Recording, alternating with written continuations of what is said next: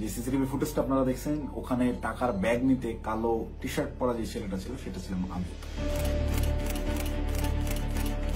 ওয়েস্টিনের নিচে সাদা CF motor বাইকে হেলমেট লাগানো অবস্থায় আমার সাথে কথা বলতেছিলেন একজন উপদেষ্টা। সেই উপদেষ্টা ছিলেন আসিফ মাহমুদ সজীব ভুইয়া। মোহাম্মদপুর থানার মতো একটা ছোট্ট একটা থানার একটা বৈষম্যবিরোধী ছাত্র আন্দোলনের আর সেই ছেলেপেলে মব ক্রিয়েট করতে গিয়ে ধানমন্ডি থানা ধরা খাইলো, তাদেরকে ছাড়া আনলো কি? আব্দুর রহমান মাসুদের মতো এত বড় ফিগার, এই ইন্টারন্যাশনাল নেতা ওই রকম লোকজনদেরকে ছাড়াইতে থানায় যায় কেন যায়? খোঁজ করেন, চোখের সামনে দেখতে পাচ্ছেন কারা কারা ধনী হয়ে গেছে, কিভাবে রাতারাতি ফকির বলা কোটিপতি হয়েছে, এটা ওপেন সিক্রেট। এবং এদের এইসব টাকা পয়সা আসছে থেকে এইভাবেই।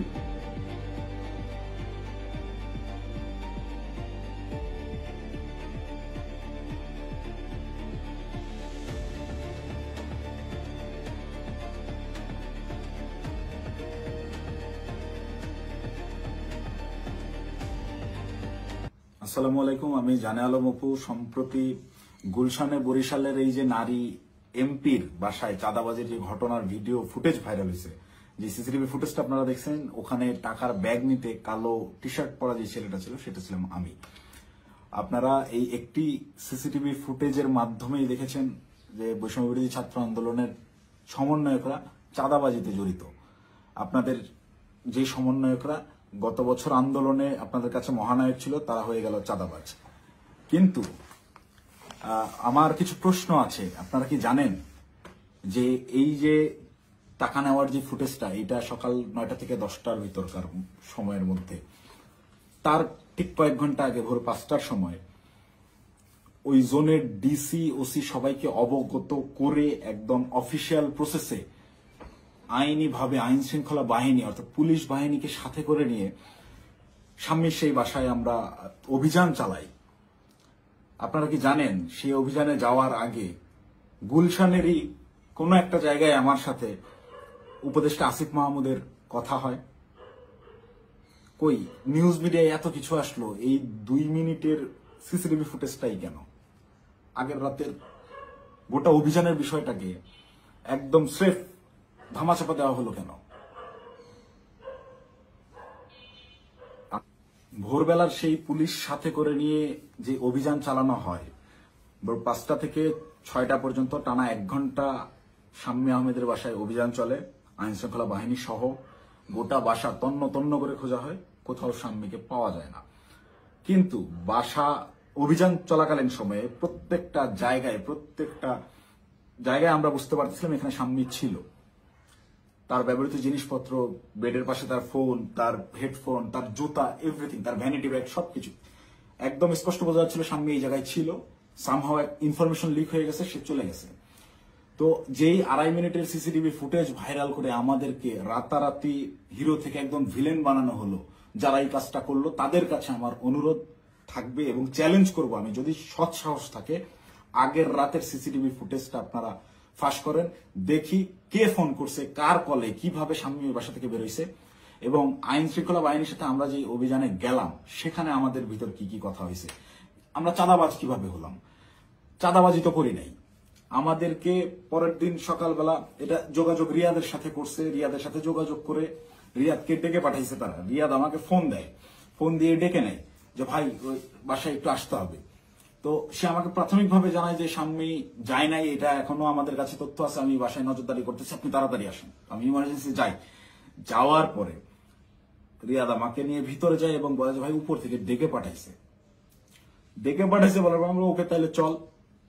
আবার যাওয়ার আগে একটু আটকাইলাম, ও যায় অন্যরা আসুক। পরে বেশ কয়েকজনকে ফোন দিল রিয়াদ, দিয়ে বলে যে ভাই সবাই ঘুমিয়ে গেছে, কেউ আসতেছে না। তো অগত্যা আমি ওর সাথেই গেল। সিঁড়িতে রিয়াদ আমাকে টাচ দেয় যে ভাই ওরা কিছু টাকা পয়সার কথা বলছে, পোলাপানরা চাপানি খেতে টাকা পয়সা দিবে। তা আমি স্বাভাবিকভাবেই মাইন্ডসেট করে নিছি, আমরা রাতে যে কজন আসছিল আর পুলিশ সব মিলে সর্বোচ্চ 40 জন হবে। তো পুলিশদেরকে বাদ দিলে এটা 15-20 জন বা 30 জন সর্বোচ্চ। এই কতই বা দিবে, 50,000 1 লাখ টাকা হয়তো বা দিবে। এইটা একদম নর্মাল থট থেকে ভাবছি। এই ভেবেই আমি ওর সাথে ভিতরে যাই। ও আমাকে বলে দিছে যে আমি বলছি যে আমি ভাই এগুলা আমার মন সাইদের, আমি কথাবার্তা বলতে পারি না। বলে আপনার কথা বলতে হবে না, আপনি রাতে খুব ভালো রোল প্লে করছেন, আপনারা ওরা ভয় পাবে। আপনি যেভাবে সব জায়গায় খোঁজাখুঁজি করছেন, চিল্লাচিল্লি করছেন, আপনারা ওরা ভয় পাবে। আপনার ফেসটা খালি দরকার, আপনি খালি আমার সাথে তাল মেলাবেন, বাকিটা আমি দেখবো। তো আমি যে গেছি তার সাথে একটু আমার ভিতরেও ওই সময় হয়তো লোভ আসছে, আমি নিজেকে কন্ট্রোল করতে পারিনি, বা ওই মুহূর্তে সঠিক ডিসিশনটা কি হবে আমি নিতে পারিনি। খুব ইনস্ট্যান্ট, সিঁড়িতে উঠতেছি আর 2 ধাপ গেলে আমি বাসার দরজায় চলে যাবো, এতটুকু সময়ের ভিতরে আমাকে সিদ্ধান্ত নিতে হয়েছে। তো এটা আমার ভুল সিদ্ধান্ত হয়তো বা ছিল। ভিতরে গেলাম, গিয়ে বসলাম।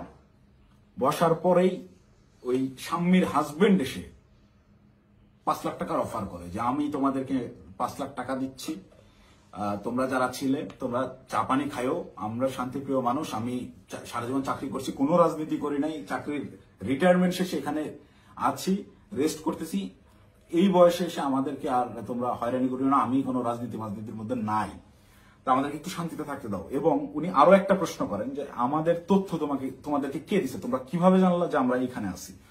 এই দুইটা বিষয় উনি জিজ্ঞেস করেন, একটা হচ্ছে অনুরোধ করেন ওনাদেরকে ডিস্টার্ব না করতে, আরেকটা হচ্ছে ওনারা যে এই বাসায় আছেন, স্বামী যে এই বাসায় থাকেন বা ওনারা এই বাসায় আছেন, এই তথ্যটা কে দিছে। এই দুইটা ইসের বিনিময়ে সে 5 লাখ টাকা দিতে রাজি হয় এবং আনতে চলে যায় এখন, যে তো আমি তোমাকে 5 লাখ টাকা দিচ্ছি, তোমরা এটা নিয়ে যাও। দেন রিয়াদ রেসপন্স যেটা করে, রিপ্লে করে, সেটা শুনে আমি রীতিমতো আকাশ থেকে পড়ছি। ও একরকম ঝাড়ি মেরেই বলে আমি চ্যালেঞ্জ করতেছি, এই আমরা যতক্ষণ ছিলাম গোটা সময়ের ওই প্রায় আমরা 15 থেকে 20 মিনিট ছিলাম, গোটা টাইমের সিসিটিভি ফুটেজ তারা ফাঁস করুক। আমার এই ভিডিও যে সাংবাদিক ভাইরা দেখবে, আপনারা ওই বিল্ডিং আবার যান, বিবিসির সাংবাদিকরা তো আগের বার বেশ কয়েকটা ফুটেজ বের করছেন সিঁড়ি দিয়ে ওঠা নামার, আপনারা কেন সাউন্ড দেন নাই আমি জানি না। আপনারা এইবার যদি যান গোটা ফুটেজটা ফাঁস করেন, এটা আমার অনুরোধ থাকবে। তাহলে ভাই আমি একটু বাঁচি। আমাকে যেভাবে আপনার এই চাঁদাবাজ হিসেবে পরিচয় করাইলেন, ডেকে নিয়ে ভাই টাকার ব্যাগ হাতে ধরাই দিছে, চাঁদাবাজি করতে যাই নাই, জীবনে চাঁদাবাজির কোনো রেকর্ড নেই, খোঁজ নিয়ে দেখেন, গোয়েন্দা লাগান, এভরিথিং। 1 টাকার অবৈধ সম্পদ কোথাও অর্জন করছে কিনা চ্যালেঞ্জ করবো, কেউ বের করতে পারবে না। এবং সর্বোচ্চ চেষ্টা করতেছে বর্তমান এই রাষ্ট্রযন্ত্র, সর্বোচ্চ চেষ্টা করতেছে আমাকে ভিলেন বানানোর। আমার বিরুদ্ধে কোনো এভিডেন্স পাচ্ছে না, এরকম কোনো কাজে আমি কখনোই ছিলাম না, আমাকে ডেকে নিয়ে জাস্ট ইউজ করা হয়েছে। যাই হোক, ওই প্রসঙ্গে আপাতত না যাই, ঘটনায় ফিরি। এখানে রিয়াদ রিপ্লেতে বলল যে কিসের 5 লাখ, 1 কোটির নিচে কথাই হবে না, আপনাদের মানিজ্য সব বাঁচাই দিলাম, আত্মীয় স্বজনের কাছে কালার খাইতে হইল না, জেল খাটতে হইল না, কোনো কিছু করতে হইল না। আমি ভাই রীতিমতো 1 কোটি টাকার কথা শুনে হয়েছি যতটা, তার চাইতেও বেশি হয়েছি। অকপটে বলতেছে যে আপনাদেরকে জেল খাটা লাগলো না, কিছু না, আত্মীয় স্বজনের কাছে মানহানি হলো না, মিডিয়া হইলো না, কোনো কিছু হইল না, এটার বিনিময়ে শুধু 5 লাখ। তখন একরকম মাথা ধরে উঠছে আমার যে এইটা কি তাহলে প্ল্যান ছিল। আমি ওই তখন থেকেই রাতে বিভিন্ন ক্লু পাচ্ছিলাম যে স্বামী বাসায় ছিল, তখন আমার মাথায় খেলে যে এটা কি আসলে প্ল্যান ছিল, তাহলে কি প্ল্যান করে স্বামীকে এরা সেফ এক্সিট দিছে এবং সেফ এক্সিট দেওয়ার বিনিময়ে এখানে কোটি টাকা নিতে আসছে। মাথায় যখন আমি প্রশ্নটা ঘুরপাক খায়, আমি ওখান থেকে একটু উঠে চলে যাই যে আমি এইসব টাকা পয়সার ডিলিং আমি থাকবো না। তখন আবার আমার মাথায় এইটা খেলে যে আমি তো রিয়াদের সাথে আসছি, রিয়াদ আমার সহযোদ্ধা, সে আমার পূর্ব পরিচিত, তাকে এখানে একা রেখে আমি কিভাবে চলে যাই একটা আওয়ামী লীগের এমপির বাসায়, একে তো গুম করে দিতে পারে বা এর যে কোনো বিপদ হতে পারে, ওর সেফটির কথা চিন্তা করে ওকে আমি একা রেখে চলে গেলে ওর বিপদ হতে পারে, এই চিন্তা করে আমি আবার ব্যাক আসি না। যাই হয় হোক, আমাকে রিয়াদকে নিয়ে যেতে হবে, অ্যাডিনাও রিয়াদকে আমাকে তাড়াতাড়ি এখান থেকে বের করতে হবে। তো ওই ওদের কথা, ওরা বার্গেনিং চালাতেই আছে। ওটা 1 কোটি থেকে 50 লাখে নামে, 50 লাখের থেকে ওই 50-50 করবে, 25 এখন নেবে, 25 করে বিভিন্ন রকম বার্গেনিং করতে থাকে। গোটা সিসিটিভি ফুটেজ দিলেই আপনারা দেখতে পাবেন। তো আমি যত ফাস্ট করা যায় এখান থেকে বের হইতে পারলে পারছি। তো আমি রিয়াদকে বারবার কানে কানে বলতেছি তুই এরকম পাগলামি করিস না, তুই থাম। রিয়াদ আমাকে বারবারই বলে আপনি চুপ থাকেন, দেখেন আমি কি করি, আপনি চুপ থাকেন, আমি দেখেন কি করি। তো আমি সাহস আর পাচ্ছিলাম না। উনি একটা সময় করলেন কি, পাশের রুমে গেলেন, পাশের রুমে গিয়ে কাউকে একটা ফোন দিলেন, সর্বোচ্চ 30 সেকেন্ড বা 1 মিনিট পরেই একটা লোক আসলেন, এসে বেল চাপলেন, দরজা খুলতেই বাইরে থেকে একটা টাকার ব্যাগ দিল, টাকার ব্যাগটা নিয়ে গেটটা লাগাই দিলেন। ওই টাকার ব্যাগটা সোজা এনে আমার পাশে উনি রাখলেন, আমার পাশে ছোট একটা টেবিল ছিল, রাখতেই পাশ থেকে রিয়াদ আমাকে বলতেছে আপনার তো কাঁধে ব্যাগ আছেই, তাহলে ওটা ব্যাগে ভরে ফেলেন। তো আমি, আমার ব্যাগের ভিতরে খাবার ছিল, আমি সারা রাত ধরে জেগেছিলাম, এখানে অভিযান চালিয়ে বাসায় যাচ্ছিলাম, খাওয়া দাওয়া করিনি, সকালে খাওয়ার জন্য খাবার কিনছি, খাবারটাও খাইতে পারিনি। এই খাবারটা বের করে রেখে টাকাটা ব্যাগে বললাম ভরে, আমি রিয়াদকে বলতেছি চল উঠি। রিয়াদ তখন নতুন আবার কাহিনী শুরু করলো যে না, এই 10 লাখ টাকা নিয়ে যাওয়া যাবে না। সে তখন বিভিন্ন ইনায় বিনায় আরো টাকা দেন, আপনি টাকা লাগলে ম্যানেজ করেন, সে টাকা ছাড়া উঠবেই না। তাকে একরকম অনুরোধ করে আমি এই জায়গা থেকে বললি যে ভাই তুই আর ঝামেলা বাড়াইস না, তুই চল, আর তুই যদি বেশি ঝামেলা করিস তাহলে আমি এই টাকার ব্যাগও ফালাই আমি চলে যাই, তুই একা হ্যান্ডেল করবি। কারণ এখানে টাকা পয়সা এরকম তুই কোটি টাকা নিবি এটা আমাকে বলে অবস্থায়, এটা যদিও আমি বাইরে এসে বলছি লাস্টের লাইনটা। রিয়াদও দেখি আমি যখন বলছি আমি চলে যাবো তোকে ফেলে, তখন রিয়াদ একটু ভয় পেয়েছে এবং রিয়াদ আমার পিছে পিছে চলে আসে।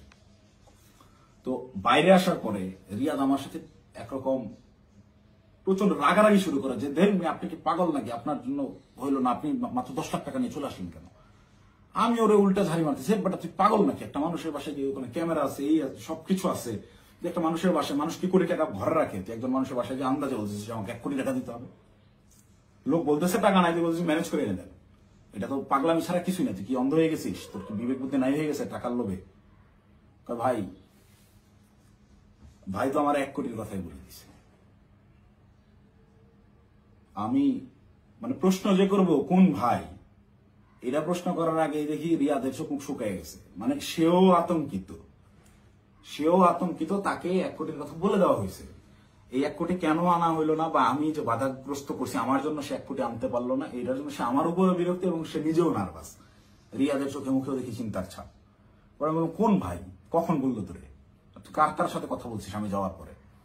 বলছে রাতে কোন ভাই আসছিল দেখেন নাই।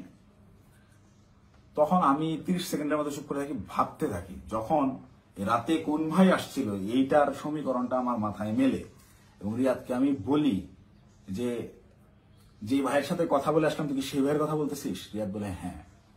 কয় আপনি বুঝতেছেন না, ওখানে ক্যামেরা আছে, সবকিছু আছে, সবকিছুর সামনে আমি 1 কোটি টাকার সাহস করতেছি, এটা কি এমনি। তখন আমার কাছে একটু হলেও বিশ্বাসযোগ্য মনে হচ্ছে না আসলে এইটুকু একটা ছেলে ও 1 কোটি টাকা চাই ফেলছে, ক্যামেরা আছে এটা জেনে সহ, ও জানে। কিন্তু এই বাসায় আমরা 3-4 ঘন্টা আগেও পুলিশ সহ অভিযান চালাই গেছি, বাসার কোথায় কি আছে সব জানা। ও খুব ভালো মতো জানে এখানে সিসিটিভি ক্যামেরা আছে, সব রেকর্ড হচ্ছে। তারপর ও বিন্দু পরিমাণ ভয় ছাড়া ও অকপটে 1 কোটি টাকা চেয়ে ফেলছে। তাহলে অবশ্যই ওর কথার কিছুটা হইলেও সত্যতা আছে, ওর পেছনে ওই রকম ব্যাকআপ আছে। তো আমি একরকম মন খারাপ করে চলে যাচ্ছি, আমার মাথায় কিছু কাজ করতেছে না। তো রিয়াদ আমাকে জোর করে টেনে রিক্সায় তুলে ওই টাকার ব্যাগ সহ ঢাকার বিভিন্ন জায়গায় ঘোরাঘুরি করতে গেছে, আমাকে বিভিন্নভাবে কনভিন্স করতে থাকে ভাই উনি তো বলছে। আমি নেমে আসার পরেও রিয়াদ গেটে ছিল, ওদের সাথে বার্গেনিং করে আসছে, 2 দিন সময় দিয়ে আসছে যে 2 দিন পর আমরা আবার আসবো, এটা বলে আসছে। তো আমাকে বলতেছে ভাই ওনাকে 2 দিন সময় দিয়ে আসছি, 2 দিন পরে কিন্তু আসতে হবে, আমাদেরকে টাকা তুলতে হবে।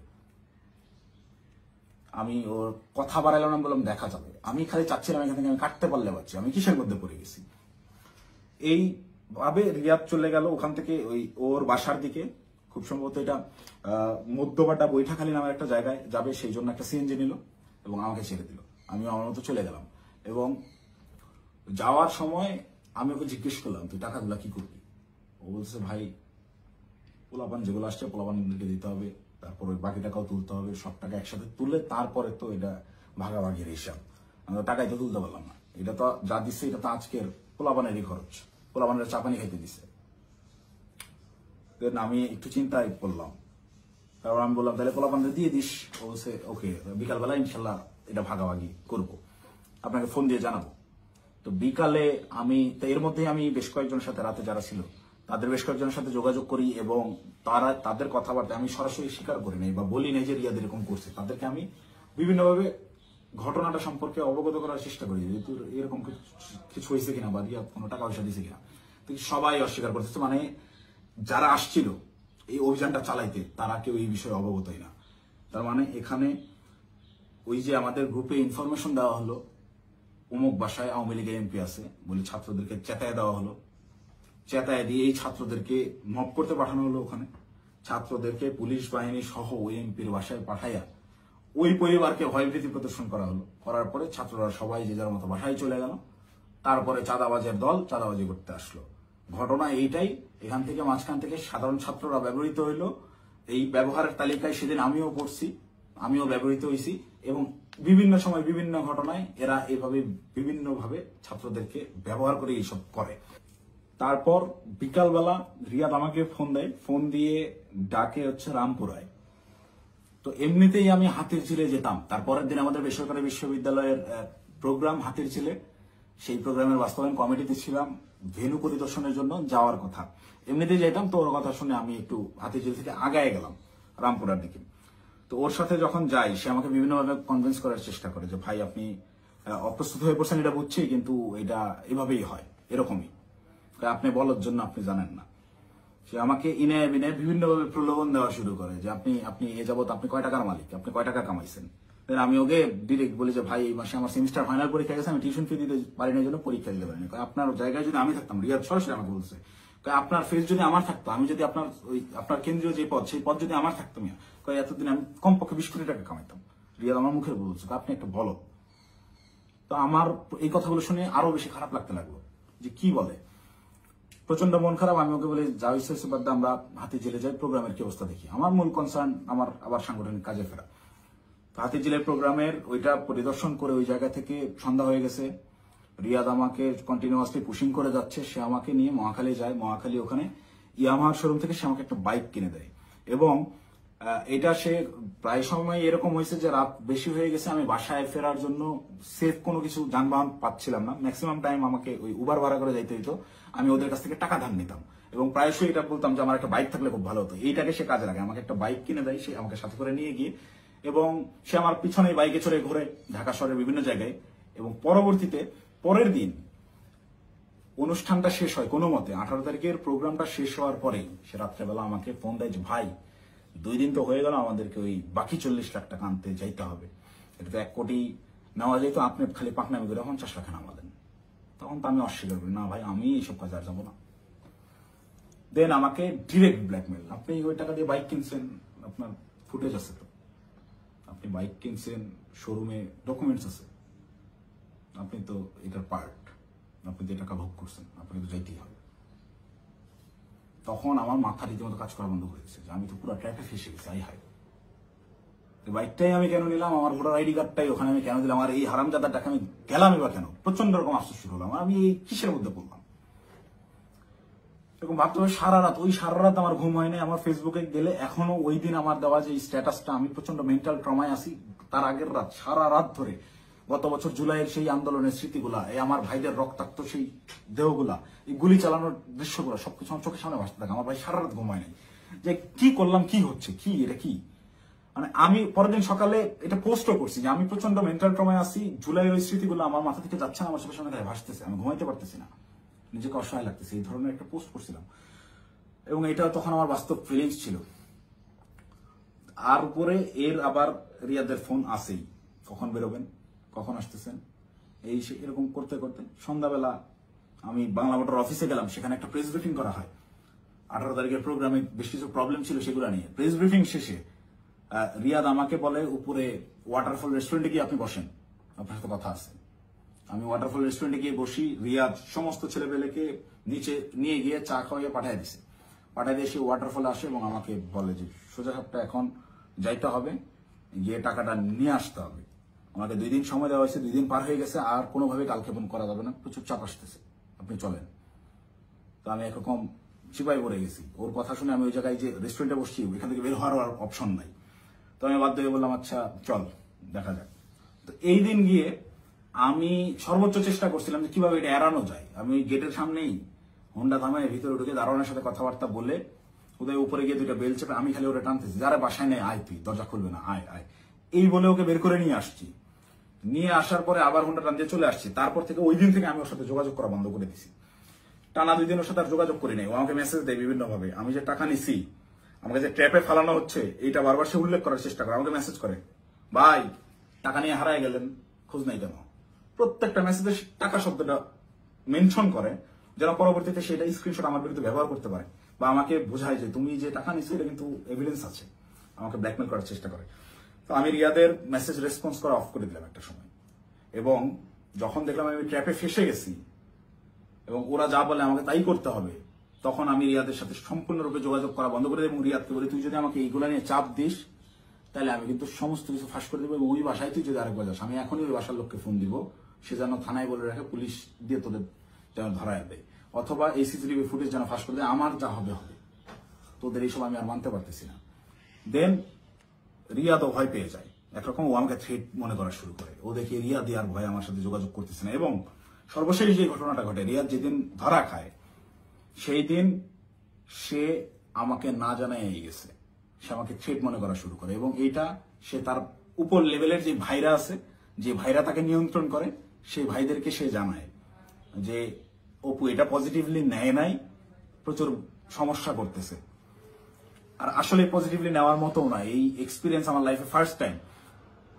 তো রিয়াদ ওই দিন যে গেল আমাকে সম্পূর্ণরূপে না জানায় এবং আমার কোনো আগ্রহ ছিল না, আমি ওইটাতে যাইও নাই এবং আমি যাব না জন্যই, ওদের এই ট্র্যাপে আমি আর ইউজ হব না জন্য প্রচন্ড রাগে ক্ষোভে আমি একরকম ওই ফোন টোন সব অফ করে একটু সাইলেন্ট হয়ে যাই, যে আমাকে যেন না পায়। আমার ভালোই লাগতেছে না, আমার বিবেকের তাড়নায় আমার মন চাচ্ছিল আত্মহত্যা করি।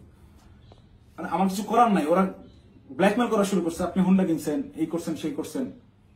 রিয়াদ যেদিন অ্যারেস্ট হয়েছে, অ্যারেস্ট হয়ে প্রথমে থানায় গিয়ে প্রথম স্টেটমেন্টই এটা দিছে যে এই জায়গায় চাঁদাবাজি জানে আলম অপু করছে, টাকা জানে আলম অপু নিছে, সেই টাকা দিয়ে সে বাইক কিনছে। মানে এইটা পূর্ব থেকেই ওকে শেখানো স্টেটমেন্ট।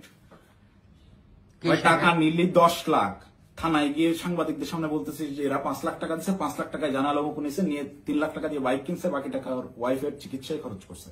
মুখস্থ বয়ান বলে দিবি, তুই কি জানাস আমার ওয়াইফ অসুস্থ কিনা? আন্দাজ একটা কথা যে বলে দিল।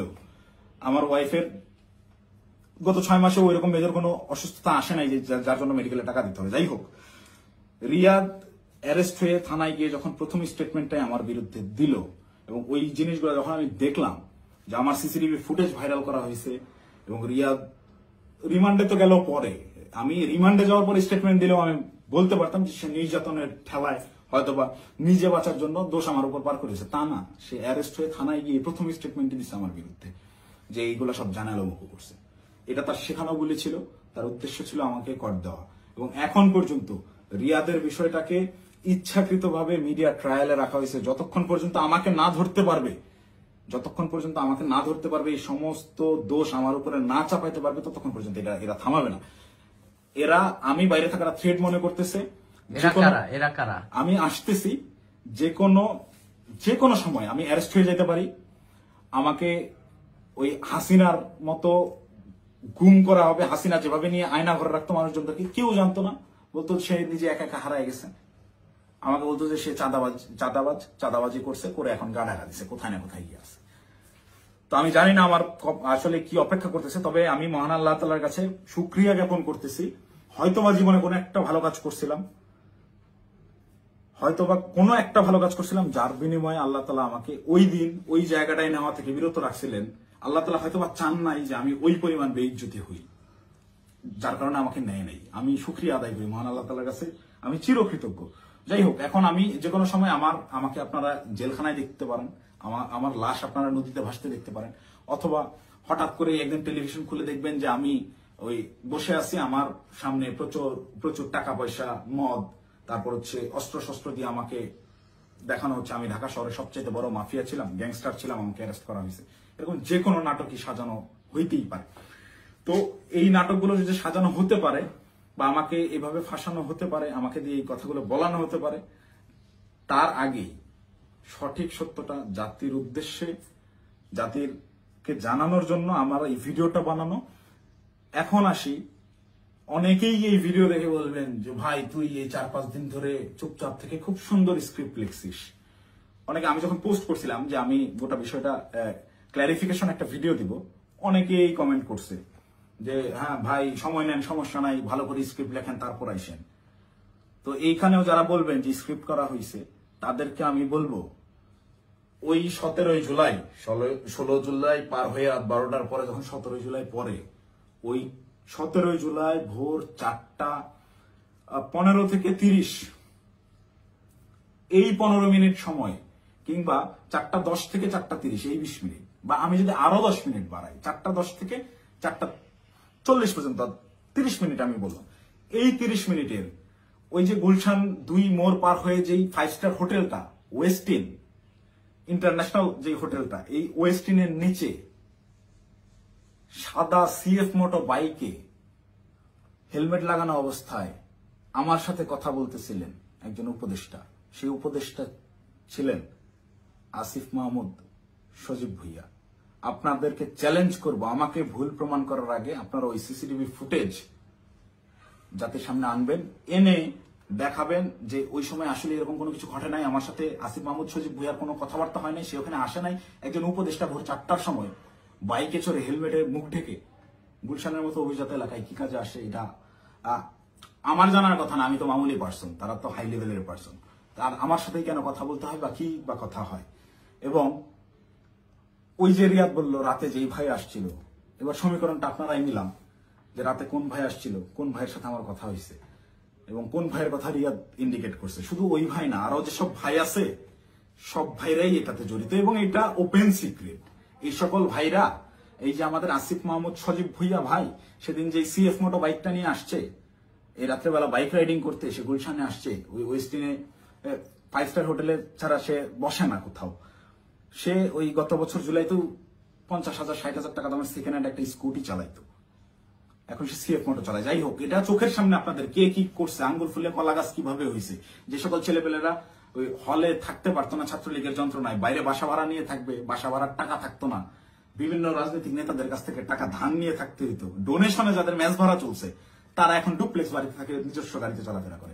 এটা গোটা জাতি জানে। আমি আসলে এমনিতেই তো আমাকে যথেষ্ট পরিমাণ ট্র্যাপে ফেলানোর চেষ্টা করতেছে, তো আমার মনে হয় যে এই বিষয়গুলো ক্লিয়ার না করে গেলে আমাকে দিয়ে ওরা যে কোনো স্টেটমেন্ট দেওয়া হতো। একটা ছোট্ট ক্লু দিই, রিয়াদের সাথে অ্যারেস্ট হওয়া যেই 4টা ছেলে, এই 4টা ছেলে এই ঘটনার কোনো কিছুই জানে না।